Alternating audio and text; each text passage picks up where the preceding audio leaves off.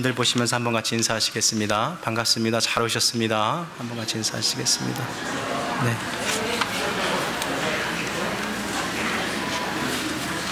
그러면 반대편을 향해서도 한번 좀 같이 인사할까요? 한 번 더 인사하시겠습니다. 멀리 반대편 보고 한번 인사하시죠. 네. 네. 참 신기하죠. 누가 이렇게 자리 정해준 것도 아닌데 어떻게 매주 이렇게 똑같은 자리에 이렇게 앉아가지고 옆에 앉으신 분은 진짜 짝꿍 되시겠어요, 보니까. 네. 저와 함께 이제 재와 은혜의 집에 이 시리즈를 계속하고 있는데 오늘 두 번째 시간이고요. 책을 주문하신 분들은 드디어 책이 왔습니다. 그래서 이따가 친교 시간에 내려가시면 우리 전영란 권사님한테 가시면 그 책을 나눠주실 겁니다. 그래서 받으시고요. 혹시 지금이라도 또 추가로 주문하고 싶은 분들 계시면 또 말씀해 주시면 저희가 교회에서 또 주문하도록 하겠습니다. 그래서 설교의 내용이 책과 함께 같이 이렇게 진행이 되고 있으니까 같이 보시면 많이 도움이 될 것 같고요. 특별히 저희가 지난 설교들을 계속해서 교회 웹사이트에 올리고 있습니다. 그래서 이 부분에 대해서 다시 한번 좀 정리하고 싶으신 분들, 책을 보시면서 좀 이해가 안 되시는 분들, 이해 안 되시는 부분들이 있으면 같이 책과 또 지난 영상을 통해서 함께 같이 이렇게 보시면 많은 도움이 될 것입니다. 평생 예수님이 누군지 모르고 살아왔던 한 사람이 있습니다. 어느 날 지인의 손에 이끌려서 우연히 찾은 이 교회 안에서 예배 시간 가운데 그는 태어나서 처음으로 예수 그리스도에 대한 이야기를 듣게 됩니다. 나사렛이라는 시골 동네에서 태어났던 이 유대인 30대 청년이 십자가에 못 박혀 죽은 이 사건이 온 인류의 죄를 사하여 주기 위한 사건이며 또한 누구든지 이 예수를 자신의 영혼의 구원자여 자신의 인생의 주인으로 고백하고 진실하게 그렇게 믿기만 한다면 이 예수가 죽음 이후 3일 뒤에 부활한 것처럼 그 사람에게도 영원한 생명이 주어진다라는 그런 말씀을 듣게 되는 것이죠. 그 주일 그는 평생 한 번도 느껴보지 못했던 영혼의 떨림을 경험하게 됩니다. 가슴 깊숙한 곳으로부터 이런 한 가지 마음이 떠오르는 거죠. 야, 내가 뭐라고 저 사람이 나를 위해 십자가에 달려 죽었나? 저 말이 정말 사실이라면, 정말 나사렛 예수가 내 죄를 대신해서 십자가에 죽은 것이라면 세상에 이보다 더 아름다운 사랑이 어디 있을까? 가슴에 파도처럼 밀려오는 그 진한 감동에 예수님의 사랑을 난생 처음 느껴보는 거죠.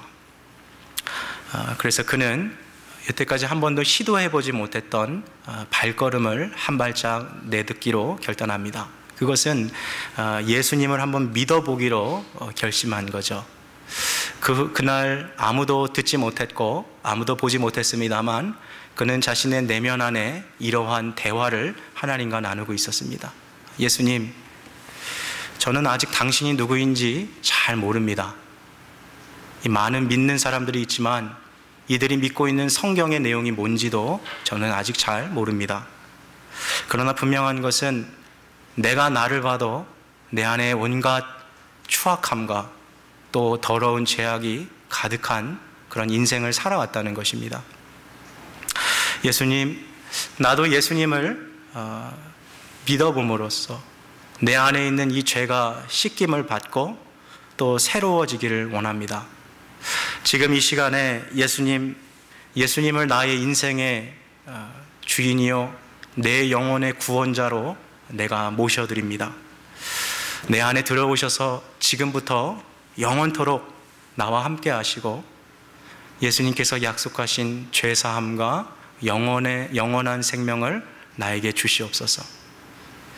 한 사람이 이러한 진실한 이 기도와 또 그 안에 있는 진실한 죄의 뉘우침을 통하여서 그가 예수 그리스도를 마음으로 영접하게 될 때 사실 우리가 겉으로 볼 때 그의 삶이 변화한 것은 아무것도 없습니다. 여전히 그가 입고 있는 옷도 동일하고 여전히 그가 살고 있는 집도 동일하고 여전히 그가 인생에서 겪고 있는 모든 삶의 상황과 환경과 문제는 동일합니다. 그러나 한 사람의 영혼이 예수 그리스도를 자기의 마음에 모셔드리고 그의 지난날의 죄들을 뉘우치며 이 예수가 나의 영혼의 구세주라고 고백하는 그 순간 그의 영혼 안에서 성령 하나님께서 놀랍게 역사하기 시작합니다. 그것은 성령께서 이전에 세상에 정말 헛되고 허망된 그리고 짧은 그 순간적인 쾌락을 위해서 살아왔던, 덧없는 인생을 살고 왔던 그 사람의 영혼 가운데 심겨져 있던 죄와 사망의 지배를 성령께서 끊어내시고 그 안에 마치 씨앗을 심는 것처럼 생명의 성령의 법을 그 안에 심어 주십니다. 그로 인해서 그는 이제 죄와 사망의 법으로부터 해방을 얻게 되고 새로운 모습으로 생명의 성령의 법의 지배를 받고 살아가게 됩니다. 이러한 영적인 변화를 가리켜서 우리는 그 사람이 거듭 태어났다라고 이야기합니다. 겉으로서 보이는 삶의 모습이 바뀐 것이 아니라 그 안에 영혼에 일어나는 놀라운 변화를 가리켜서 거듭 태어남, 줄여서 거듭남이라고 얘기합니다. 또한 이 거듭남을 우리가 신학적인 용어로 중생이라고 얘기합니다. 이 중생도 한문으로 풀이해보면 결국 다시 태어남이라는 뜻이거든요. 그래서 거듭나다라는 말과 중생이라는 이 말은 사실 결국 같은 말인 거죠. 자, 이제 신자는 놀라운 성령의 역사를 통해 구원을 받고 새 사람이 되었습니다. 그는 이제 더 이상 죄의 지배 아래 있지 않습니다. 이전에는 아무리 죄로부터 벗어나고 싶어도 벗어날 수 없고 하나님의 뜻에 굴복하고 싶어도 굴복할 수 없던 존재였는데 이제는 그러한 죄의 절대적인 지배를 벗어나서 죄의 노예로 살아가던 신분을 다 벗어버리고 하나님의 자녀가 된 것이죠.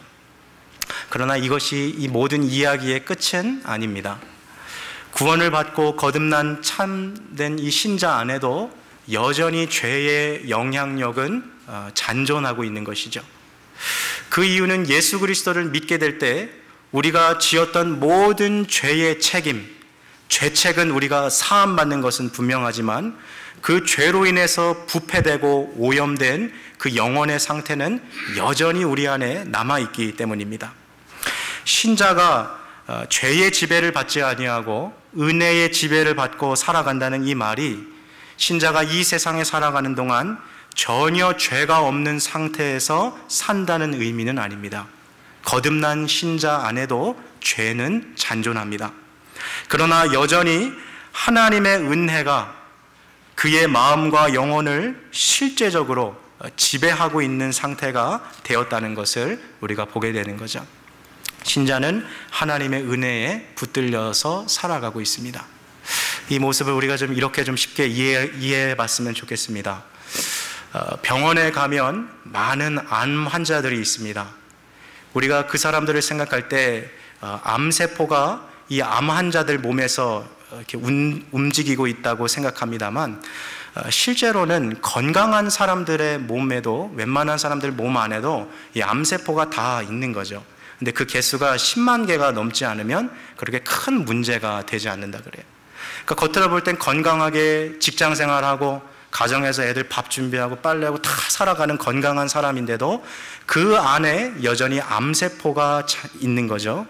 그래서 언제든지 이 암세포들이 자기의 그 영향을 이렇게 넓혀가면서 그 사람을 지배할 수 있는 그 가능성 안에 살아가는 것이 인간의 몸이라는 것이죠.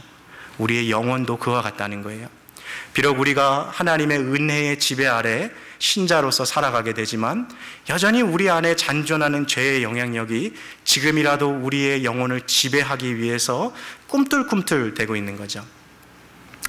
병원에 가서 이 암 진단을 받고 또 암 치료를 받으신 분들이 이제 병원에서 모든 치료가 끝났을 때 이제 퇴원을 하게 되는데 사실 그때 우리가 암에서 완치되었다라는 표현을 사실 쓰진 않습니다.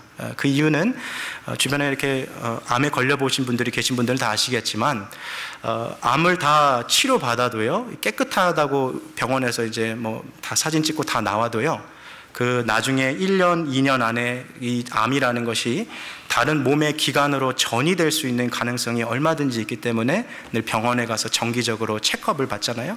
그래서 실제로 암이 다 낫다라고 그렇게 판정을 받았는데 수년 뒤에 또 다른 곳으로 암이 전이돼서 세상을 또 떠나시는 분들도 우리 주변에 종종 있는 것이죠.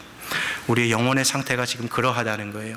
분명히 원리적으로는 은혜의 지배 아래서 살아가고 죄의 지배가 종식되었습니다만 여전히 우리 영혼 안에 남아있는 이 암세포와 같은 죄의 영향력이 우리의 삶을 계속해서 지배하려고 하고 있는 것이죠.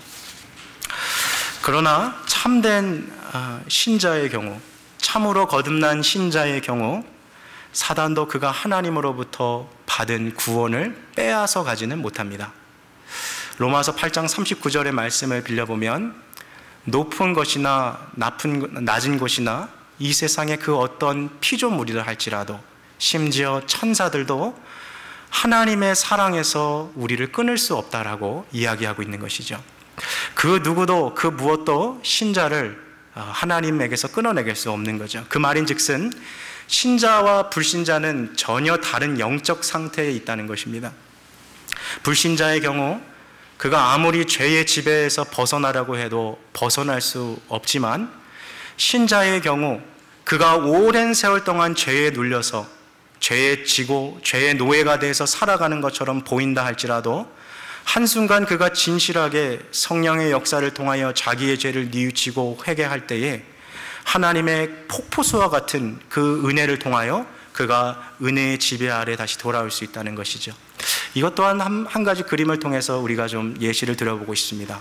저 시카고 다운타운에요, 밀레니엄 파크에서 어느 날 갑자기 총을 든 테러리스트들이 나타납니다. 그리고 이 사람들이 매그니피센트 거리, 미시간 애비뉴를 점령해서요, 총으로 막 난사하면서 사람들을 죽이고 다니는 거예요. 비명소리가 막 여기저기서 들리고 피 튀기는 아스팔트 장면들이 선열이 선명한 거죠.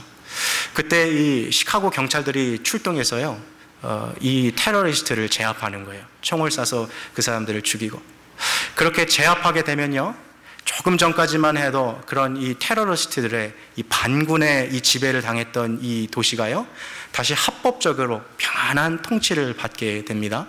그런데 만약 그 테러리스트들의 세력이요, 생각보다 너무 큰 거예요. 눈덩이처럼 불어나는 수많은 사람들이 있고 최신식 무기를 가지고서 막 도시를 점령해 가기 시작하는 거죠. 그래서 막 길 가다가 자기 마음에 안 드는 사람 있으면 그 워커로 발로 차버리고, 말 안 되면 머리에다가 총 겨누고 쏴버리고 사람을 죽이는 그런 반군의 수뇌부가 다스리는 그 도시로서 시카고가 잠식당해 가는 거죠.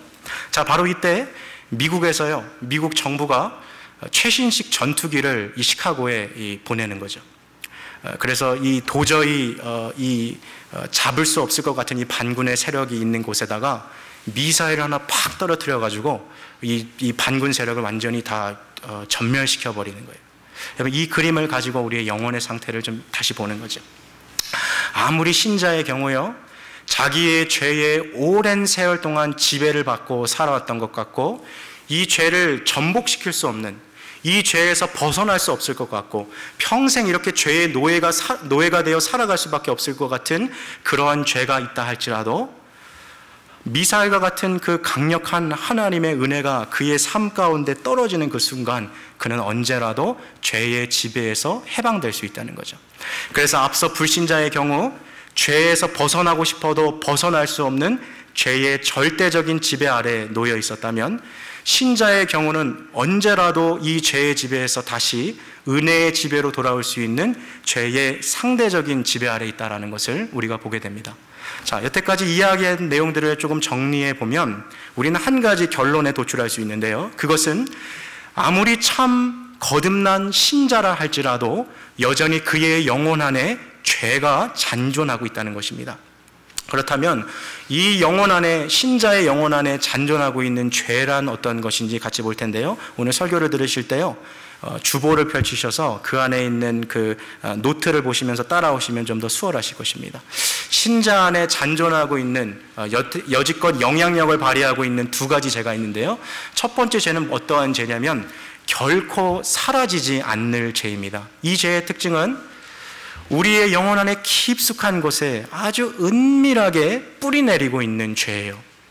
그래서 이것이 죄라는 것을 우리가 평생 인식하지 못하고 우리가 나중에 예수 그리스도께서 오셔서 우리가 성화되는 그날까지는 해결할 수 없는 죄, 평생 안고 살아가야 하는 그 죄가 우리 영혼에 깊숙하게 죄인의 영향으로 남아있는 거죠. 다윗이 시편에서 고백할 때 내가 죄악 중에 모태에서 내가 나왔다라고 했을 때 바로 그 죄죠. 어떤 것을 뭐 거짓말을 하고 사기를 치고 살인을 저지르고 그래서 죄인이 아니라 이해할 수 없는 불가지한 죄의 그 속성이 우리 안에 깊숙이 자리 잡고 있는 거죠. 자, 근데 신자 안에 또 다른 죄가 있는데 그것은 앞서 말한 죄와 다르게 우리가 머리로서 우리가 지성으로서 얼마든지 이게 죄라고 판단할 수 있고 또는 얼마든지 의지적인 그 결단과 순종을 통해서 끊어낼 수 있는 죄가 있습니다. 이것이 우리가 흔히 생각하는 그런 죄겠죠. 도둑질을 하고 남을 주먹으로 치고 마음속으로 사람을 누군가를 미워하고 시기하고 육신의 욕망을 위해 살아가고 죄라는 거에 대해서 인지할 수 있고요. 성령의 도우심을 입어서 은혜의 방편을 통해 끊어낼 수 있는 이 죄악들이 우리 안에 있는 거죠. 자, 이 두 가지 죄악 중에 바로 이 후자의 죄, 우리가 인지할 수 있고 얼마든지 끊어낼 수 있는 이 죄가 바로 우리로 하여금 죄의 지배 아래 들어가게 되는 것이죠. 자, 그렇다면 우리 한 가지 또 궁금한 점이 있을 수 있습니다. 이 세상에 존재하는 모든 것은요, 다 존재의 목적이 있어요. 심지어 이렇게 방 안에 가득한 이 먼지도 세상에 왜 먼지를 왜 만들었을까 하지만 이 먼지가 없으면 사실 하늘에 구름이 형성이 안 돼서 비가 내리지 않거든요. 세상에 존재하는 모든 것은 다 존재하는 목적이 있다는 거죠. 죄도 마찬가지예요. 죄가 우리의 영혼 안에 있을 때 이 죄의 궁극적인 목표가 있다는 것이죠. 그럼 도대체 죄가 바라고 죄가 원하는 것은 무엇일까요? 죄의 목표는 무엇일까요? 그것은 이미 우리가 읽었던 이 말씀 안에 답이 다 있습니다. 저와 함께 이제 로마서 6장 14절을 계속 보실 텐데요. 제가 이미 지난주에 이 말씀을 암송하시라고 권면을 드렸습니다. 오늘 아직 암송하지 못한 분들 한 번 더 이 말씀 암송하실 수 있는 시간이 됐으면 좋겠는데요. 우리 한 목소리로 같이 함께 읽겠습니다. 죄가 너희를 주관치 못하리니 이는 너희가 법 아래 있지 아니하고 은혜 아래 있음이니라. 한 번 더 하겠습니다. 죄가 너희를 주관치 못하리니 이는 너희가 법 아래 있지 아니하고 은혜 아래 있음이니라. 아멘. 자, 보십시오. 죄가 너희를 주관치 못하리니, 저는 이미 지난주에 이 주관하다라는 이 말이 다스리다, 주인이 되다, 주인 노릇을 하다라는 뜻을 가진 헬라어 단어가 쓰였다고 말씀을 드렸습니다. 헬라어로 주인이라는 단어를 큐리오스라는 단어를 쓰는데 바로 그 단어가 여기 쓰여 있어요. 그래서 죄가 너희에게서 주인 노릇하지 못할 것이다. 죄가 너희의 주인이 되지 못할 것이다. For sin will have no mastery over you. 죄는 절대로 너희에게서 주인이 되지 못할 것이다 라고 이야기해 주고 있습니다. 바로 이 말씀을 통해서 우리는 죄의 목표를 볼 수 있는 거죠. 죄는 무엇을 하길 원합니까? 우리의 주인이 되기 위해서 우리 안에서 역사하고 있다는 거예요. 테러리스트들처럼 불법한 이 지배력을 확보해서 우리의 영혼을 지배하려는 그런 원대한 계획을 가지고 우리 안에서 죄가 역사하고 있다는 것이죠. 제가 예전에 중고등부 시절에 요즘에도 한국에서 부흥회 같은 거 많이 하잖아요. 제가 부흥회 때 늘 이렇게 좀 고민이 되는 게 하나 있었어요. 이제 그게 뭐냐면, 이제 부흥사 이 강사님들이 이렇게 오시는데, 이제 부흥회 낮에 참석하시는 분들 보면 대부분 주부분들이잖아요. 주부분들이 많아서 같이 이렇게 하는데, 어느 부흥 강사님이 오셔가지고 TV 드라마를 좀 끊으라는 거예요. 근데 이 TV 드라마를 끊으라고 그 말씀하시는 그걸 듣고서 제가 너무 이해가 안 되는 거예요. 저도 TV 드라마 되게 좋아하거든요. 이게 왜 죄가 될까? 그때부터 이렇게 고민이 되는 거죠. 중고등부 수련회를 갔는데 그 수련회 강사로 오신 분이 세상 노래 듣지 말고 찬양 들으라는 거예요. 노래 좋아하거든요. 이해가 안 되는 거예요. 왜 이게 죄일까? 왜 이런 거 끊으라고 말하는 걸까? 한번 우리가 좀 생각해 봐도 그렇지 않습니까? 뭐 1시간 동안에 우리가 TV, 집에 소파에 앉아가지고 재미난 한국 드라마 본다고, 재미난 TV 프로그램 본다고 해서요, 우리가 그렇게 큰 죄 짓는 거 아니잖아요. 우리가 밖에 나가서 총으로 사람을 쏴 죽이는 것도 아니고, 다른 사람에게 큰 피해를 입힌 것도 아닌데, 굳이 이게 죄라고 이런 것까지 이렇게 끊어내라고 말하나. 이해가 안 돼서 고민이 되기 시작하는 거죠. 근데 바로 오늘 이 내용과 아주 깊이 관련이 있다는 거예요. 그것이 무엇이냐면, 우리의 개별적인 행동 하나하나는요, 그것을 놓고 봤을 때 이게 도대체 무슨 의미를 가지는지 이해하지 못할 때가 많이 있어요. 그러나 죄의 궁극적인 계획과 죄의 궁극적인 목적을 놓고 바라볼 때, 내가 오늘 내게 주어진 이 시간을 통해서 행하고 있는 이 개별적인 이 행동들이 의미가 부과되는 거죠. 결국 죄의 목표는 우리의 삶을 지배하고 영혼을 지배하여서 그 은혜의 지배가 아닌 그 죄의 지배 아래 살아가려는 그 목적을 갖고 있기 때문에, 지금 내가 하고 있는 한 가지 그 행동들을 통해서 점차 죄의 지배로 우리를 끌고 가고 있는 것이죠. 한번 지난주를 한번 돌아보십시오. 한 주간의 삶. 말씀 안 봤어요. 기도하고는 전혀 상관없는 삶을 살았어요. 주일날 교회 와서 예배 드린 거 말고는 불신자랑 정말 방불한 삶을 살아왔어요. 근데 우리 안 망했거든요. 우리 굶어 죽었습니까? 무슨 문제가 있습니까? 아무것도 없어요. 근데 이게 왜 죄가 되고, 왜 이렇게 살아가는 것이 큰 문제가 되는 것처럼 왜 우리가 그렇게 인식을 해야 한다는 거죠. 바로 여기에 그 답이 있는 거예요. 개별적인 행동 하나하나를 통해서 우리의 시간을 빼앗아가고, 우리의 물질을 빼앗아가고, 우리 안에 가지고 있는 삶의 마음의 분량을 하나하나씩 잠식해가면서 마치 암세포가 조금씩 스멀스멀 이 온몸에 전이되어 퍼져가듯이, 죄라는 이 영적인 암세포가 우리의 삶을 조금씩 잠식해 가고 있는 것이죠. 정말 울창한 살림이 가득한, 셀 수 없는 나무들이 가득한 그런 숲에 갔을 때요, 나무 한두 그루가 병충해로 죽는 것은 대수롭지 않을 수 있을 거예요. 어차피 저거 2개 죽어도 나무 이렇게 많은데, 근데 그거를 그냥 그대로 두기 시작하면 그 한두 그루 나무에서 시작했던 병충해가 살림 전체로 퍼져가게 되는 것이죠. 그것을 조심하라고 하는 거예요.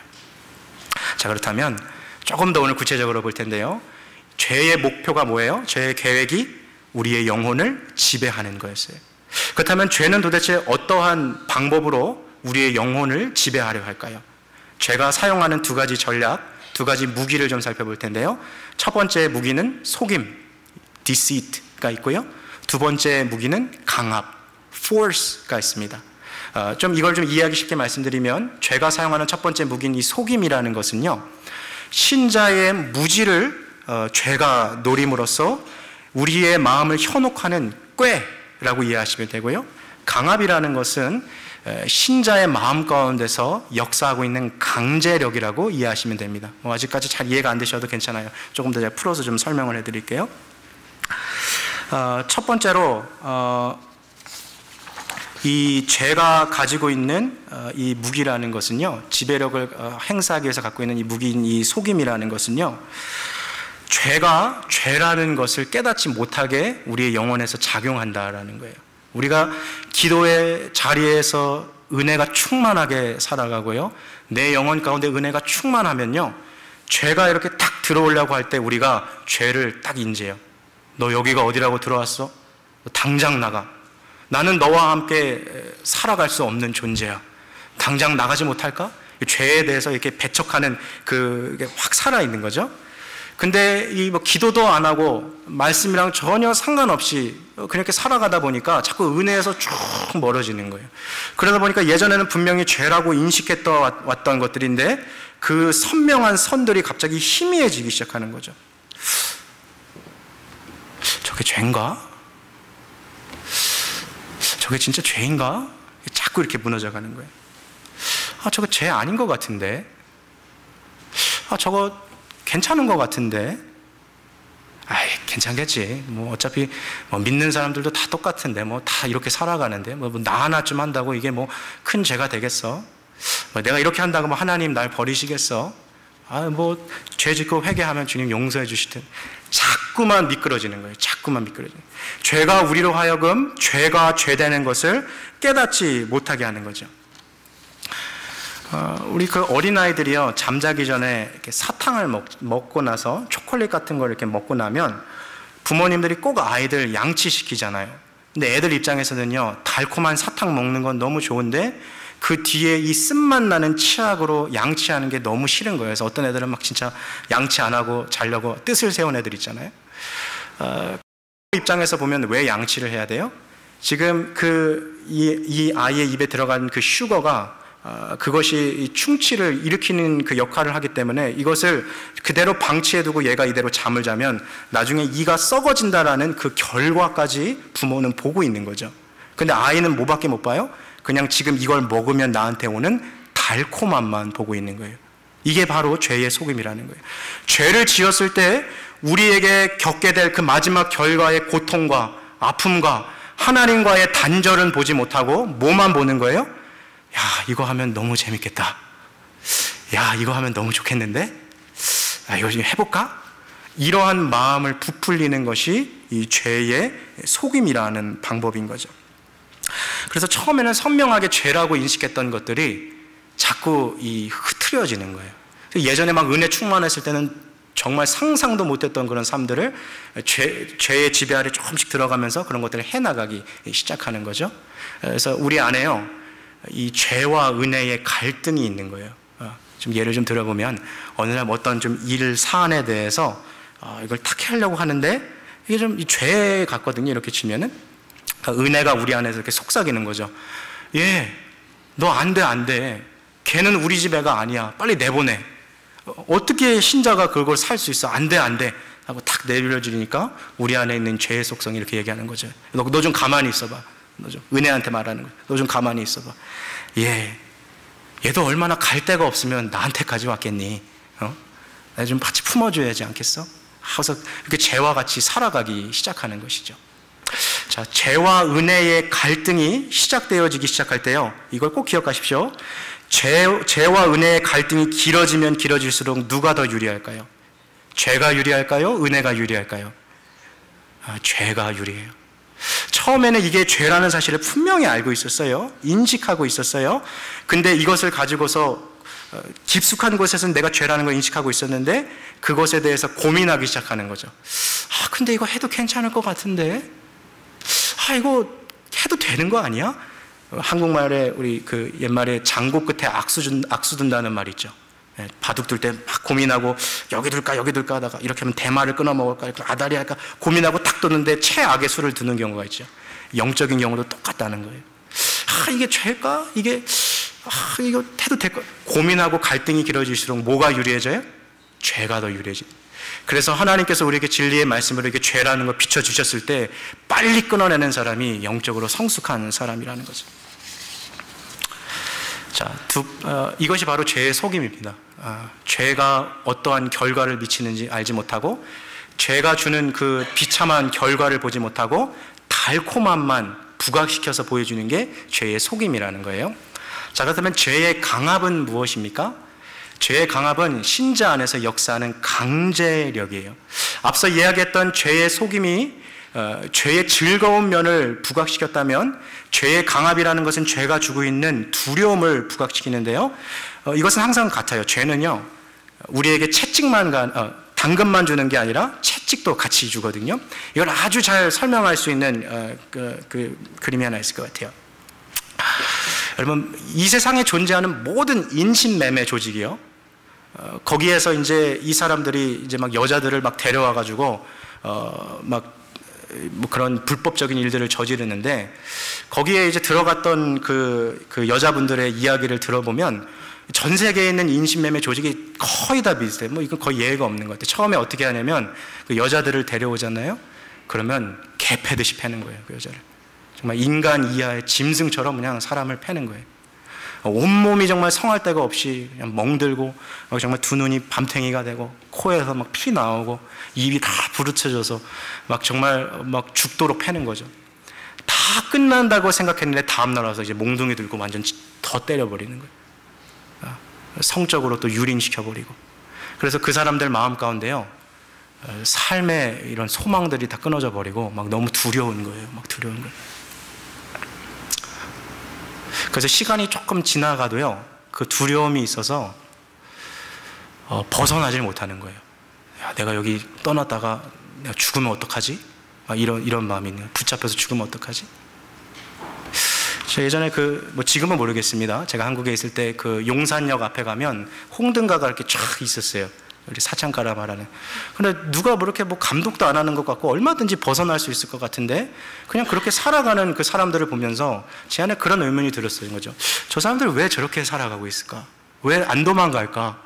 지금 택시가 막 눈앞에서 막 지나가고 있고 차 딱 잡아서 도망가면 어디든지 도망갈 수 있을 텐데 왜 저럴까? 뭐 때문에 그럴까요?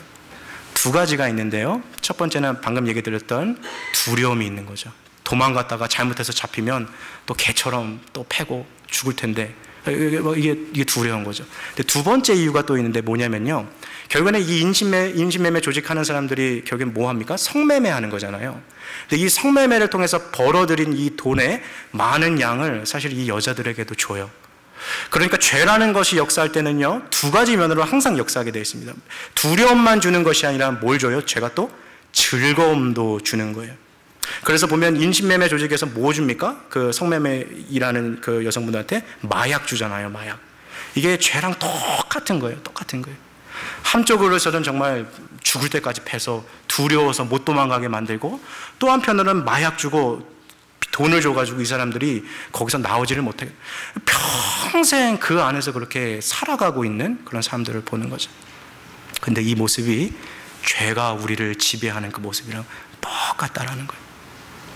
한번 이렇게 생각해 보십시오. 지금 오늘 이 자리에서 말씀을 듣고 계실 때 여기 앉아 계신 분들 마음 가운데 삶 가운데 크거나 작거나 크기에 상관없이 죄라고 내가 생각하는 것이 분명히 있을 거예요. 없으세요? 있으시죠? 분명히 죄가 있을 거예요. 내가 이거를 끊어내면 하나님이 더 기뻐하실 거라고 생각하는 그 죄가 있어요. 오래전부터 알고는 있었는데 내가 결단하지 못한 그 죄가 분명히 있을 거예요. 크기를 상관하는 게 아니에요. 분명히 크거나 작거나 있어요. 작은 습관까지라도. 자, 근데 한번 이렇게 생각해 봅시다. 내가 이걸 끊어내면 하나님께 기쁨이 되는 걸 알아요. 내가 이거를 내 삶에서 잘라버리면 하나님을 위해서 더 열심히 살 수 있는 걸 알아요. 자, 그걸 한번 끊기로 오늘 한번 결단해 보십시오. 그러면 어떤 일이 일어납니까? 우리 온몸의 세포가 갑자기 반항하기 시작하는 거예요. 야야야야야, 너 이거 왜 끊어? 너 이거 없이 어떻게 살려고? 야, 너 이게 주는 기쁨이 얼마나 많은데, 야, 너가 이거 없이 살 수 있을 것 같아? 너 이거 끊으면 너 망한다? 너 이거 끊으면 너 죽어. 죄가요, 우리의 온몸의 저항력을 갖고 행사하는 거죠. 이게 바로 죄의 강압이라는 거예요. 그래서 신앙생활 할 때요, 이런 분들 계시죠. 죄를 졌어요? 이 죄를 막 금요 예배 같은 데 와가지고 막 열심히 기도하다 보니까 아이고, 내가 잘못 살았구나. 앞으로 이렇게 안 살아야지 하고 하나님, 내가 새롭게 살겠습니다라고 의지적으로 결단했어요. 근데 그러고 나서 또 가서 죄 짓는 경우 있죠. 그리고 또 그렇게 살아가고. 그러면 가뭄에 콩나듯이 이제 은혜 받아도 이렇게 생각하는 거야. 아, 이게 내 팔자구나. 나는 이 죄를 이길 수가 없구나. 평생 이 죄의 노예가 돼서 살아갈 수밖에 없고. 왜 그렇습니까? 여러분, 죄라는 것을 만만하게 봐서는 안 돼요.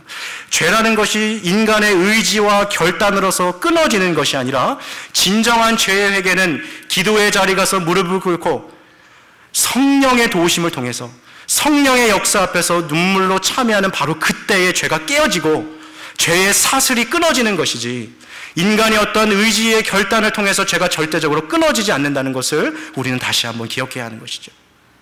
여러분, 죄가 그렇게 만만하지 않아요. 오늘 이렇게 한 편의 설교를 듣고서 여러분들이 내가 죄와 싸우고 있다라고 생각하시면 절대 큰 착각입니다. 한번 보십시오. 얼마든지 예배 가운데 은혜 받을 수 있어요. 아, 오늘 목사님 말씀 들어보니까 그래, 내가 이런 죄가 있었어. 예전부터 알고 있었지만 이게 죄라는 건 알고 있었어. 이거 끊어야지. 이러한 지성의 동의를 갖고 결단을 하는 거에 대해서 사단은 아무런 반응하지 않아요. 그냥 그대로 놔둬요. 그런데 여기서 정말로 내가 죄를 끊어내려고 의지적인 마음을 담아서 실행하려는 순간 내 몸의 온 존재가 그것을 거부하기 시작하는 거예요. 야, 너 그거 없이 네가 살 수 있을 것 같아? 너 그거 끊어보려고 이미 수많이 노력해봤잖아.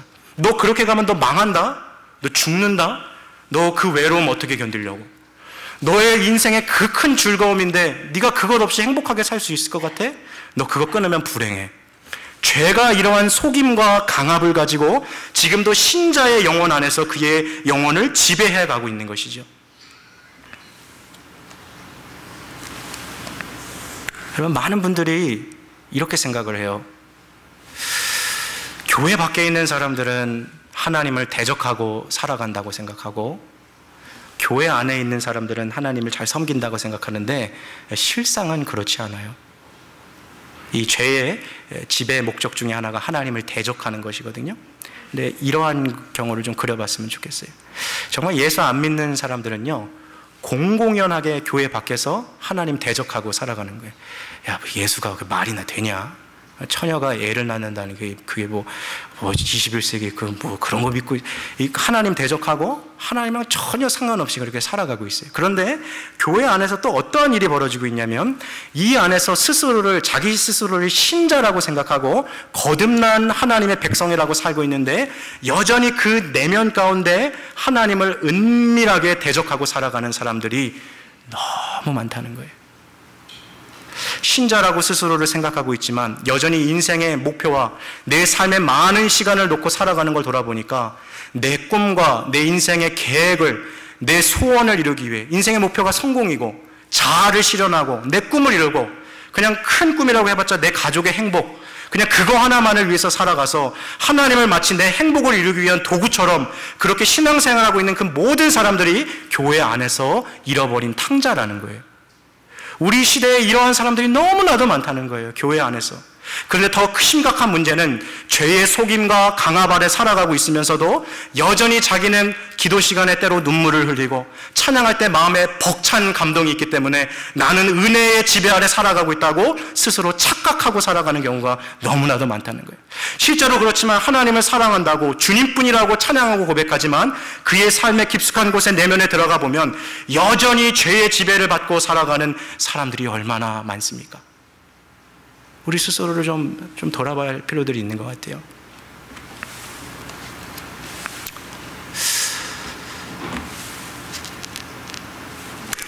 죄는 지금도 우리 안에서 이 속임과 강압이라는 이 두 가지 무기를 가지고 우리를 지배하려고 하고 있어요. 하나님을 대적하게 만들어요. 하나님의 뜻에 굴복할 수도 없게 만들고, 또 하나님의 그 말씀에 따라 순종하지 못하게 만들어요. 하나님을 대적하게 하는 게 이 목표고, 두 번째는요, 영혼을 파멸시켜버리는 거예요. 파괴시켜버리는 거예요. 그래서 그 사람이 신자가 분명한데, 거듭난 사람이 분명한데 그 사람의 삶을 보니까 생각하는 거, 또 마음의 동요, 살아가는 게 불신자와 방불한 삶을 사는 사람들이 있다라는 거죠. 그게 뭡니까? 신자이지만 죄의 지배 아래 살아가는 사람들이 그렇다는 거예요. 여기서 우리가 꼭 한 가지 기억해야 할 것이 있습니다. 여러분, 죄의 유혹이요, 정말 끈질기게 우리의 영혼을 붙잡고 있고, 죄의 강압이 우리에게 큰 두려움처럼 벼락이 칠 것처럼 천둥처럼 큰 소리를 우리의 삶에 발하고 있어도요, 신자가 거기에 굴복하지 않고 죄에 순종하지 않는 한 죄의 지배에 들어가지 않아요. 자, 죄의 목표가 뭐였어요? 죄의 계획이 영혼을 지배하는 거였어요. 자, 그렇다면 은혜도 목표가 있겠죠. 우리 안에 있는 은혜의 목표, 은혜의 계획은 무엇입니까? 똑같습니다. 은혜도 우리의 영혼을 지배하는 것이 목적이에요. 죄는 우리의 영혼을 지배해서 하나님을 대적하고 우리의 영혼을 파괴시키고 파멸시키는 것이 목적이었다면, 은혜는 우리의 영혼을 지배해서 하나님이 우리에게 창조하셨던 그 원래 목적 그대로 하나님의 형상을 따라 하나님 앞에 영광을 돌리는 삶을 살아가게 하는 것이 은혜의 목적이었어요. 자, 그런데 이 두 가지의 세력이 지금도 우리의 영혼 안에서 영적인 그 세력 다툼을 하고 있는데, 이 세력이 어떻게 그 세력을 확장해 나갑니까? 죄도 마찬가지고요, 은혜도 마찬가지예요. 신자의 순종을 통해서 그 세력이 확장되는 거예요. 죄와 사망의 법에 내가 순종하고 그것을 따라간다면 죄의 영향력들이 꽉 커지게 되는 거죠. 반대로 죄에 굴복하지 아니하고 은혜에 순종하여 살아가기 시작하면 그 사람 가운데 그 은혜의 지배가 확정되기 시작하는 거예요. 먼 옛날에 중국에요, 백낙이라는 사람이 있었어요. 백낙. 이 사람은 원래 말 감정사로 되게 유명한 사람인데, 말을 얼마나 잘 받는지, 그냥 이 사람이 길을 가다가 딱 걸음을 멈추고 말한테 한번 딱 눈빛만 줘도 그날 이 말값이 10배로 뛰었어요.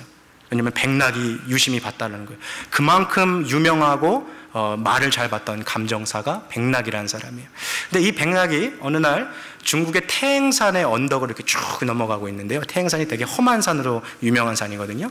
그 태행산을 쭉 넘어가고 있는데 저 반대편에서 소금을 실은 수레를 끌고 오고 있는 말을 이렇게 보게 되는 거죠. 앞에서 인부가 막 말을 끌고 오고 이렇게 쫙 오고 있는데, 근데 그 백낙이 그 말을 딱 이렇게 보니까요, 저 멀리서 그 태행산 언덕을 막 올라가고 싶어도 올라오지 못하고 수레가 앞으로 왔다 갔다 하면서 계속 끔짝끔짝대는 그 자리에 있는 거죠.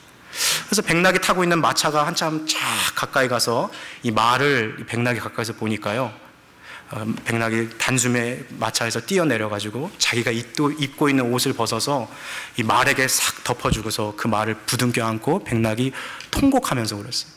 왜 그랬냐면 지금 이 말의 모습이 비루 먹은 노쇠하고 무릎이 굵어지고 이 말의 윤기, 이 털의 윤기를 다 잃어버린 정말 볼품없는 말이었는데, 백낙이 보니까 이 말이 하루에 천리를 갈 수 있는 천리마였던 거예요. 명마 중에 명마인데 이렇게 살 운명의 말이 아닌데 소금술에 끌면서 평생을 이 태행산을 넘어왔던 이 말을 보니까 백낙이 너무 마음이 아파서 그 말을 껴안고 엉엉 운 거죠. 신자의 영혼도 마찬가지예요. 예수님께서 십자가에 달려서 돌아가시고 그 피와 그 진액을 쏟고 우리에게 주신 이 새로운 삶이라는 것이요, 이렇게 죄의 이 무게를 짊어지고 죄의 노예가 돼서 살아가라고 주님 우리에게 주신 거 아니에요.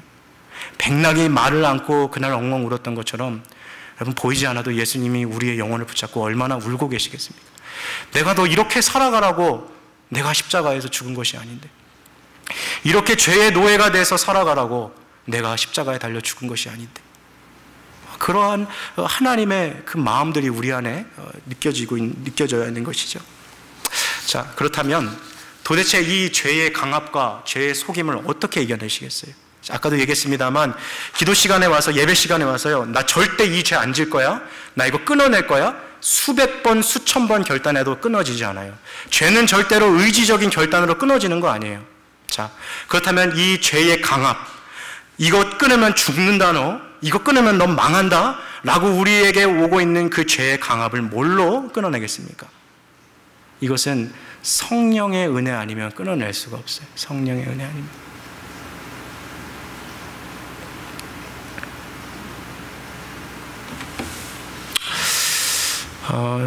제가 어린 시절에 저희 집은 항상 휴일이 되면 먹는 메뉴가 있어요.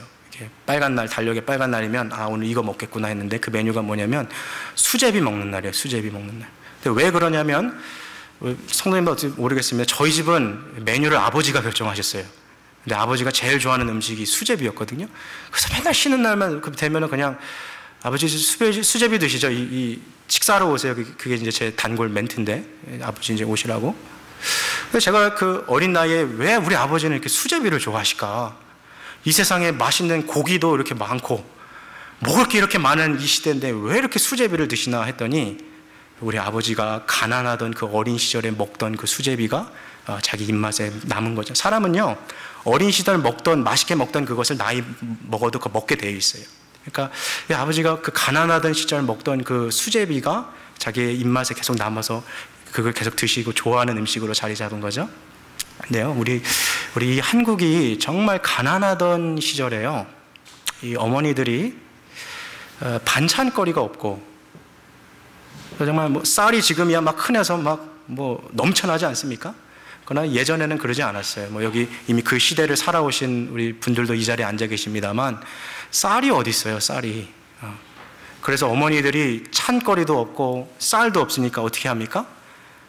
예전에 이 부엌에 가보면 쟁반 이렇게 하나에다가 밀가루 반죽해가지고 그거를 이렇게 띄어놔가지고 수제비처럼 탁 해가지고 찬장 위에다가 이렇게 올려놓는 거예요. 그래서 먹을 게 없으니까 이제 그거 먹는 거죠. 근데요, 뭐 주부분들 잘 아시겠습니다만, 이 밀가루를 이렇게 반죽해서, 뭐 숙성도 요즘 막 냉장고에 넣고 식혀놓고 하지만, 이 밀가루 반죽을 이렇게 처음 만들어서요, 수제비에 이렇게 탁 띄었을 때, 이게 손가락으로 이렇게 누르면 꼭 들어가요. 부드럽잖아요? 근데 그거를 그냥 쟁반에다가 밀가루 반죽한 거 탁 넣으면 어떻게 돼요? 그게 딱딱하게 굳어져요. 딱딱하게. 그래서 이렇게 손으로 막 찔러도 이게 안 들어가는 거죠. 이거를 막기 위해서 예전에 우리 어머니들이 어떻게 했어요? 이 반죽을 이렇게 떼어놓은 거를 그냥 쟁반에다 놓고 놓은 게 아니라 그 위에다가요, 이 헝겊을 물에다가 적셔가지고 그 반죽 위에다가 덮어놨어요. 그러면 이 밀가루 반죽이 굳지 않고 이렇게 부드럽게 그 유지가 되는 거죠. 이 비유를 제가 드리고 있어요. 우리의 심령이요, 마치 그와 같아요. 성령의 은혜로 우리가 날마다 젖어 있지 않으면 우리의 심령이 딱딱하게 굳어져 가는 거예요. 성경은 이것을 돌의 마음이라고 그랬어요. 딱딱하게 굳어져 가는 마음을. 근데 반대로 부드러운 마음을 가리켜서 살코기와 같은 마음이라고 그랬어요. 이번 살코기는요, 소금을 치면 소금을 먹어요. 죽어있지만 부드럽기 때문에 이게 먹는 거죠. 신자의 마음이 살코기의 마음과 같다는 건 뭐냐면, 이 소금과 같은 하나님의 말씀이 탁 쳤을 때 이게 먹는 거죠. 돌은 어떻습니까? 소금 쳐도 이거 안 들어가는 거예요. 굳어 있는 거죠. 죄의 강압에서 벗어나기 위해서는요, 우리의 심령이 부드러운 상태가 돼야 돼요. 그러기 위해서는 마치 그 물에 젖어 있는 헝겊을 그 반죽 위에 덮어 놓는 것처럼 성령의 은혜로 젖어 있는 그 상태가 늘 되어야 되는 거예요. 어떻게 그렇게 들어가시겠어요? 여러분, 기도의 자리에 가서 정말 하나님 앞에 기도하는 가운데 정말 우리가 그 은혜에 들어갈 수 있는 거예요. 속임은 그러면 어떻게 이겨내겠습니까? 속임이라는 것은 진리의 빛이 들어왔을 때 하나님의 말씀을 통해서 우리가 죄가 죄라는 것을 깨닫지 못한 것을 죄로 이제 인식하게 되는 거죠. 그리고 싸울 수 있는 진리의 빛이 들어오니까 영적인 어두움이 떠나가는 거예요. 왜 그렇게 교회에서 기도와 말씀을 강조합니까? 이것이 죄의 무기였던 속임과 강압을 입는 바로 은혜의 방편이 되기 때문에 이 두 가지의 은혜의 방편을 갖고 살아가는 거예요. 근데 신앙생활 하는데 말씀 안 보고 살아간다. 기도는 안 하기로 이미 뜻을 세웠다. 근데도 나는 여전히 은혜의 지배 아래 살아간다고 생각한다. 착각입니다. 절대 그럴 수 없어요. 기도하지 않고 말씀 보지 않는데 내가 은혜의 지배에 살아간다? 불가능한 일입니다. 왜요? 죄의 지배라는 것은 우리의 의지적인 결단만 가지고서는 살아갈 수가 없는 거예요. 그런 거 가지고는 하나님을 대적하려고 하는 죄의 영향력이요, 우리의 영혼을 파멸시키려고 하는 그의 죄의 영향력이라는 것은 견고한 진과 같아서 절대 끊어지지 않는다는 거예요. 은혜로만 끊어지는 것이죠. 이것을 위해서 사도 베드로가 우리에게 권면한 말씀이 하나 있는데요, 우리 베드로후서 3장 18절 말씀 한번 같이 읽었으면 좋겠습니다.